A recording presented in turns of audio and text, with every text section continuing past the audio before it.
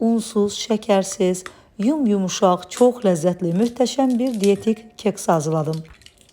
Əvvəlcə ev temperaturunda olan 2 ədəd yumurtanı mikserlə tam ağarana qədər qarışdırırıq. Bu cür tam ağardıqda bir kənarda gözlədirik. Keksimiz üçün bizə soyuducuda qalıb yumuşalmış 2 ədəd iri ölçüdə banan lazımdır. Bananların qabıqlarını soyub doğrayırıq və rondonun içərisinə əlavə edib rondodan keçirdirik. Bananlar tam püre halına gəlməlidir.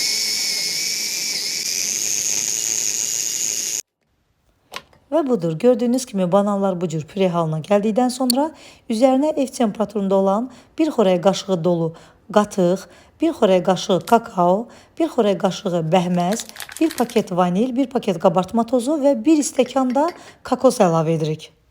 Qapağını örtüb bunları yenə də hamısını rondodan keçirdirik.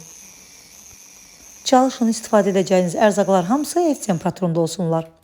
Və budur, hamısını rondodan keçirdikdən sonra bunu da əlavə edirik yumurtanın üzərinə.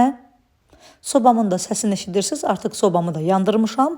5-6 ədəd də qoz ləpəsini iri ölçüdə doğrayırıq, bunu da əlavə edirik. Və bu qarışımı elə qarışdırırıq ki, yumurtaların köpü yatmasın. Və budur, gördüyünüz kimi keksimizin kütləsi artıq hazır oldu. Mən 18 cm olan dairəvi formada hazırlayıram. Folqa ilə alt hissəsini örtmüşəm, yağlamışam və hamısını əlavə edirəm kütlənin içərisinə, yayıram. Zövqə görə, istəyə görə üzərinə biraz da damla şokolad əlavə edirəm.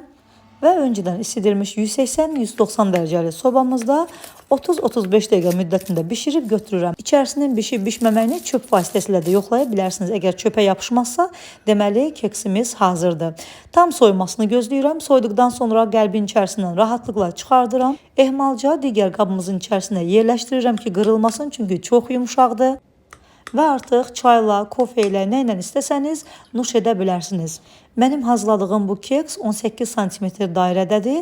Əgər sizlər biraz iri ölçüdə qabın içərisində hazırlamaq istəyirsinizsə, onda ərzaqların miqdarını 2 dəfə artıraraq biraz iri ölçüdə də bişirə bilərsiniz. Baxın, burada içərisinin yumuşaqlığını da bişib-bişməməyini də sizlərə göstərirəm. Çox gözəl bişib, yumuşaq, inanın ki, çox ləzzətlidir. Şəkərdən, undan uzaq olanlar üçün möhtəşəm bir şirniyyatdır. Hazırlayın, hazırlaması da çox rahatdır.